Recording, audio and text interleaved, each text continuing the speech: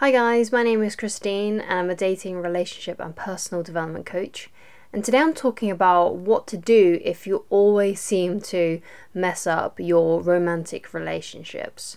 So when this is kind of like a weird common thing that happens, and I think from what I've seen, these relationship habits tend to happen when you are younger, like when you're a teenager, when you're going through your first relationships. And the reason why I think that and why I've seen that is because there's definitely been some patterns that I saw with myself and with the other people that I grew up with when it came to their relationships, and even some of the people that I dated when I was a teenager, that there seemed to always be a common trend in their relationships. Now, it was all individually and all unique to them. Like, there wasn't like a common trend that happened to all of them, but it was a common trend that happened to them all individually, especially within those first relationships. And sometimes we carry on with these things as we progress in life. Like, we basically take our adolescence with us into our relationships throughout our life, especially if you tend to jump from one relationship to another. So basically what that means is that you are in a relationship and there's not really much time in between the relationships to actually grow and heal from them. So for example,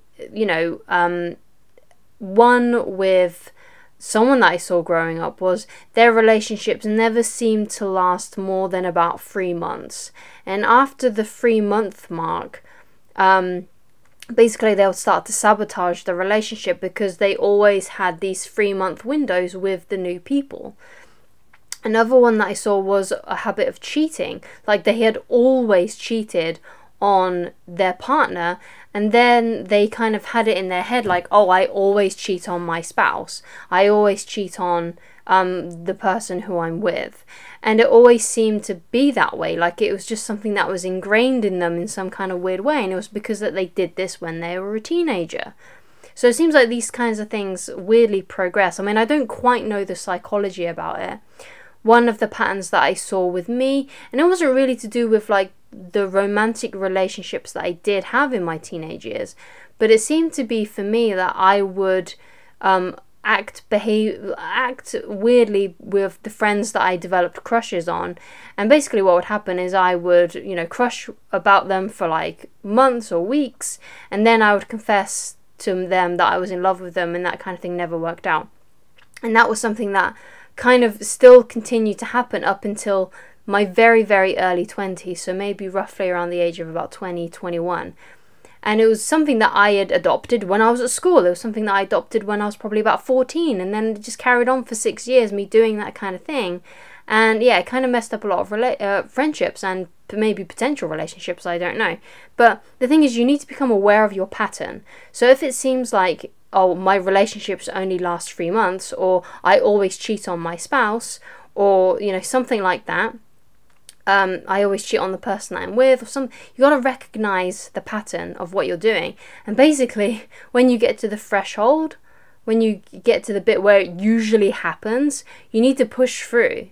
Because sometimes if you always seem to mess up your relationships, there has to be some kind of pattern. There has to be something that's going on. Perhaps it's, you go through the honeymoon phase and you're really, really passionate. And then once the passion dips, which it does normally in relationships, I think some people think that the passion is supposed to, that kind of honeymoon phase where you're together for like the first few months of your relationship is supposed to last your entire lifetime. And it's something that we get from like Hollywood movies and things like that. That kind of thing is supposed to be prolonged. It's not. There's supposed to be a dip, right?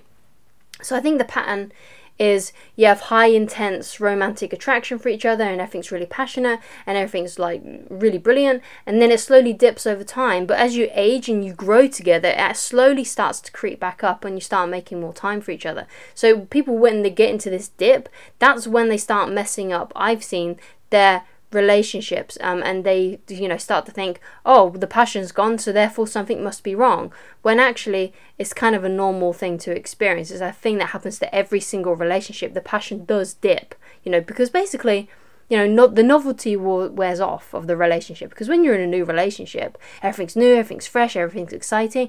Basically, this isn't about you stopping caring for each other, but it's more of like you're getting familiar with each other. And of course, when you're around something for a long time, you become familiar. It's like your friends. You're very familiar with your friends. You're very familiar with your parents, let's say, and that may be why you take them for granted. You may take your siblings for granted. You may take your grandparents for granted. It's because they've always been around. But when something new comes into your life, you focus on it a lot. It's all to do with novelty. So you have to basically, realize what your pattern is, and then break that pattern. You have to realize what you're doing and become self-aware and push through whenever that threshold happens where you start to sabotage the relationship. But also you need to make sure that you're not dating and continuously dating the wrong people as well. So I highly recommend that you watch this video on how to attract the right partner, because it's really important that you watch that video, because the reason why you might be sabotaging your relationships, it might not actually have anything to do with you. It could be the fact that you just keep on picking the wrong people to be with. And it's not you that's sabotaging the relationship. You're just not picking someone who you're supposed to be with, and you have a mismatch in values and communication and all sorts of things. And when you date the wrong people and you get into relationships with the wrong people, things don't work out, and stuff like that. So it's important that you watch that video, okay? So the next thing I want to talk about is like taking 100% responsibility for the relationship. So a lot of people think, oh yeah, it has to be like 50-50 in relationships.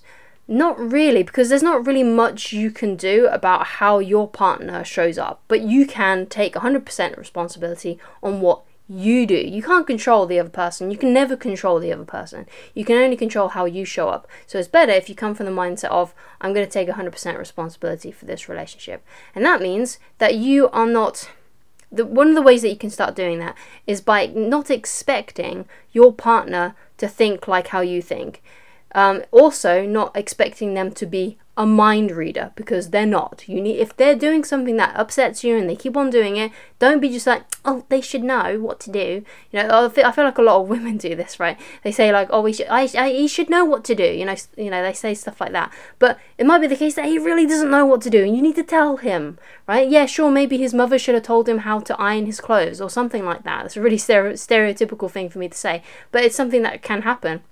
And it's something I've heard women complain about their husbands. But it's like, yeah, maybe his mum should have taught him how to do these things. But, maybe you need to tell him to do those things. Tell him to, like, watch a YouTube video on how to iron or whatever it may be. Whatever. It doesn't have to be that. That's just an example. It could be the fact that you're expecting your wife to know that you want physical intimacy, right? Maybe it's something like that. Like you expect her, you expect there to be physical intimacy in your relationship. But, you need to explain to people, not expect them to be a mind reader. You need to tell them what you want. Don't hide it in. If there's something that's important to you, you need to tell them about it. If you would like it, if your wife gave you a kiss when she came in from work, or when you come in from work, whatever it may be, if that's what you want and that's what you would appreciate, then you need to say something about it, right? It's important that you say something about it. Don't expect them to be a mind reader.